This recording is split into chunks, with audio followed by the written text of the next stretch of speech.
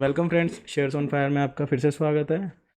ये मैंने Nifty bank का चार्ट आपको 2 से 3 दिन पहले शेयर किया था। अगर आप जाकर देखोगे तो मैंने ये वाला टारगेट आपके लिए निकाला था। But to be very frank, मुझे ये नहीं पता था कि मार्केट 2 ही दिन में यहाँ पे हमें टारगेट देने वाला है। हाँ, हमें ये था कि मार्केट यहाँ पे 5 से 6 दिन लगाने वाला है। हो सकता है 1 वीक और 2 वीक भी लगा दे इस टारगेट को देने में। बट हाँ, ये था कि ये टारगेट हमें मिल जाएगा अगर मार्केट इसके ऊपर क्लोजिंग दे देता है। बट हमें ये नहीं पता था कि हमें इतनी जल्दी ये टारगेट मिलने वाला है। फिन निफ्टी में भी हमारे साथ यही हुआ। फिन निफ्टी में भी हमने यही प्रिडिक्ट किया था, बट हमें टारगेट मिला। बट इतनी जल्दी मिल गया, चलो कोई बात नहीं।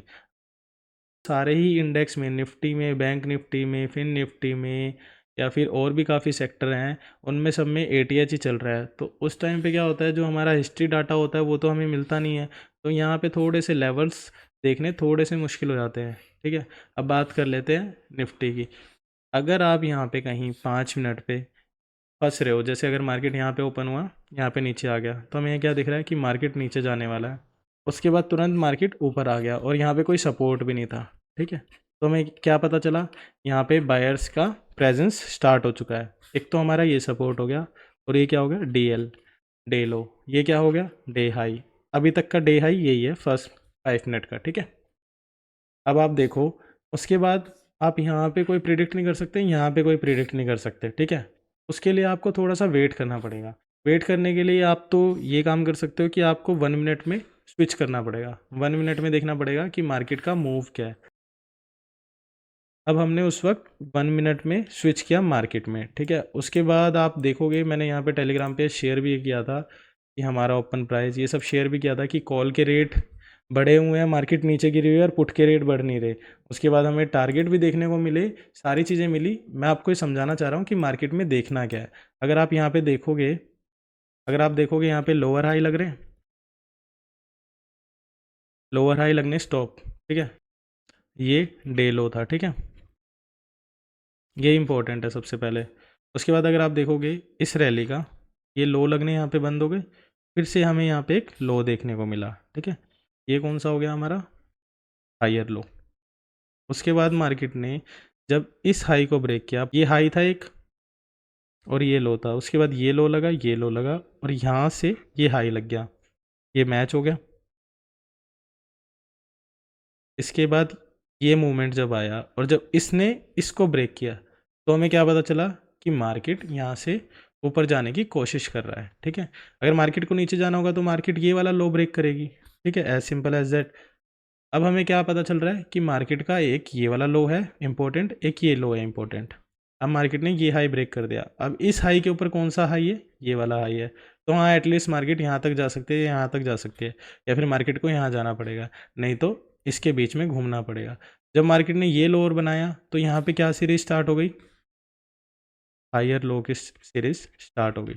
अब हमने यहाँ पे ट्रेड प्लान किया कि हम यहाँ से एक प्लान करेंगे ट्रेड, और ये है हमारा स्टॉप लॉस। तो ट्रेड प्लान ऐसे होता है। अगर आप उसके बाद भी देखोगे, उसके बाद भी हमें ट्रेड मिला है, बट सारे ट्रेड शेयर नहीं किए जा सकते। अगर आप यहाँ पे देखोगे, यहाँ पे हाई ब्रेक हुआ, आपको पता है हाई ब्रेक होने के बाद क्या करना है। ये वाला हाई ब्रेक हुआ, यहाँ पे लोगों को ज़रूर ट्रैप किया, उसके बाद यहाँ पे कॉन्फिडेंस भी तोड़ा कि हाँ नहीं, हम ऊपर नहीं जा रहे। पर जिसने ये लो ब्रेक नहीं किया और इस हाई को ब्रेक कर दिया, या तो मार्केट इसी के बीच रहे तो हम कहेंगे रेंज बाउंड है। जब मार्केट इसको ब्रेक करेगा तो कहीं ना कहीं ऊपर ही जाएगा ना। तो आपको मार्केट की स्टडी करनी पड़ेगी कि मार्केट रेंज में जब चलता है और जब ब्रेकआउट देता है तो कैसे प्लान करते हैं, जब रिवर्सल देता है तो कैसे प्लान करते हैं। सारी चीज़ें आपको वो मार्केट के टाइम फ्रेम में देखने को मिल जाएगी। अगर आप यहाँ पे 5 मिनट का टाइम फ्रेम लगाओगे तो आपको यहाँ पे कुछ समझ नहीं आने वाला। यहाँ पे आपको कुछ नहीं समझ आएगा 5 मिनट में। अगर आप देखोगे यहाँ पे आपको कुछ नहीं समझ आएगा। बट जैसे ही आप टाइम फ्रेम चेंज करोगे तो आपको एक छोटे छोटे लो भी यहाँ पे पता चलते रहेंगे। अगर कल मार्केट फ्लैट ओपन होता है तो वेल एंड गुड है। अदरवाइज अगर गैप अप ओपन हो अब गया देख लेते तो हैं हमारे कल सारे मार्केट लेवल्स कहाँ फिर पे से ओपन डिस्ट्रॉय हो होगा, जाएंगे। कल के हमारे अगर क्या फ्लैट लेवल्स ओपन होने वाले होता हैं। है तो हम अभी नीचे की साइड के लिए इंटरेस्ट नहीं है। इंटरेस्ट मतलब अगर मार्केट नीचे भी जाता है तो हम यहाँ पे बाइंग ही देखेंगे, सेल नहीं देख रहे, क्योंकि मार्केट में यहाँ पे बुलिश मोमेंटम है। तो मार्केट में यहाँ पे बाइंग कभी भी कहीं से भी आ सकती है। लेवल्स हमें क्या देखने को मिल रहे हैं, अगर मार्केट इनकेस यहाँ पे आता है और कोई रिवर्सल बनाता है, रिवर्सल कैसे बनाएगा, रिवर्सल मैंने आपको बताया,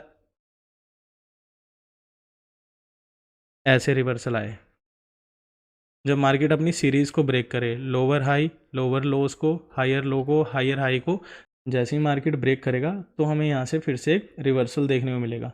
दूसरा लेवल हमारा ये है, ठीक है।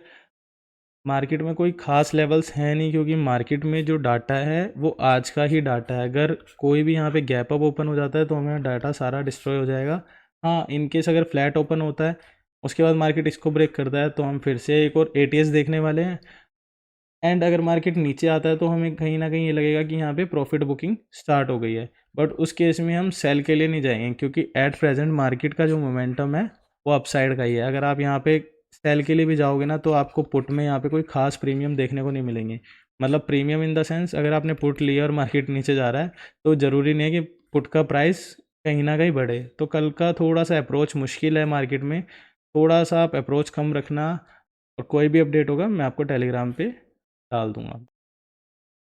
ये मैंने बैंक निफ्टी का चार्ट आपके सामने लगा दिया। अगर आप देखोगे बैंक निफ्टी में भी आज एटीएस तो लग ही चुका है, तो यहाँ पे भी हमारे लेवल्स कोई खास मिलने वाले नहीं हैं हमें। अगर मार्केट गैप अप ओपन होता है तो हम यहाँ पे वेट एंड वॉच की मोड में ही रहने वाले हैं।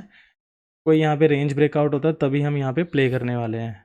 अब नीचे के लेवल की बात कर लेते हैं। अगर मार्केट इनकेस फ्लैट ओपन होता है और नीचे आता है तो हमारा लेवल कौन से होने वाला है। देखो, नीचे के लिए भी मैं थोड़ा खास इंटरेस्टेड इसलिए नहीं हूँ क्योंकि मार्केट का जो ट्रेंड है वो काफ़ी बुलिश ट्रेंड है।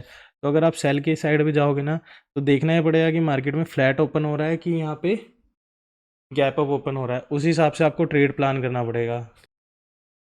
भी देखना पड़ेगा कि मार्केट में जो पुट का आईवी है और जो कॉल का आईवी है वो किस तरह से वर्क कर रहा है। ये नहीं कि आपने अगर मार्केट नीचे जा रहा है तो आपने यहाँ पे पुट बाय कर ली, ऐसे यहाँ पे कोई भी प्रॉफिट कर ही नहीं पाएगा। अब बात कर लेते हैं कल के लेवल की और साथ साथ बात कर लेते हैं आज के इंट्राडे सेटअप की। अगर आप देखोगे तो यहाँ पे भी आपको कहीं ना कहीं प्राइस एक्शन से पता चलेगा कि मार्केट में यहाँ पे भी ट्रेड था। अगर मैं यहाँ पे स्विच कर जाता हूँ 1 मिनट के चार्ट पे, तो आपको यहाँ पे भी कहीं ना कहीं लोअर लो और हायर लो की सीरीज़ देखने को मिलेगी, जिससे आप ट्रेड प्लान कर सकते हो। ये मेरा बेस्ट सेटअप रहता है। अगर आप यहाँ पे देखोगे जितने भी लॉस थे यहाँ पे ब्रेक हुए, ये मार्केट ने एक मूवमेंट दी, ठीक है। मार्केट ने मूवमेंट दी 50-60 पॉइंट की, पर मूवमेंट थी ना, जैसे ही मैंने आपको बताया अगर कोई लॉस ब्रेक होते हैं उसके बाद आपकी ये रेंज बनती है। ये लो ब्रेक हुआ है तो ये क्या बनेगा, रेजिस्टेंस बनेगा ना।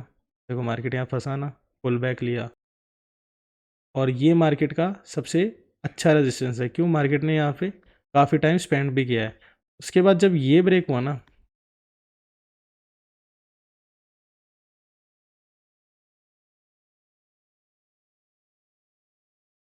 ये रैली आई, ये देखो आप प्राइस एक्शन से आपको पता चल जाएगा। ब्रेकआउट हुआ, पुल बैक आया, फिर से वही। अगर आपको मार्केट का प्राइस एक्शन सीखना है तो उसके लिए आपको सपोर्ट और रेजिस्टेंस और हायर हाई और हायर लोस को बहुत अच्छे से मार्क करना आना चाहिए। मार्केट में ऐसी बात नहीं है ट्रेड नहीं है, जितने भी हायर्स हाई हायर्स लो होंगे ना वो सारे वर्क करते हैं एज इट इज़। अगर मार्केट इसके नीचे ब्रेक आएगा तो कहीं ना कहीं मार्केट नीचे का मूव देगा, बट यहाँ पे भी बायर्स एक्टिव है ना। अगर आप ये ब्रेकआउट देखोगे तो ये बायर्स है ना,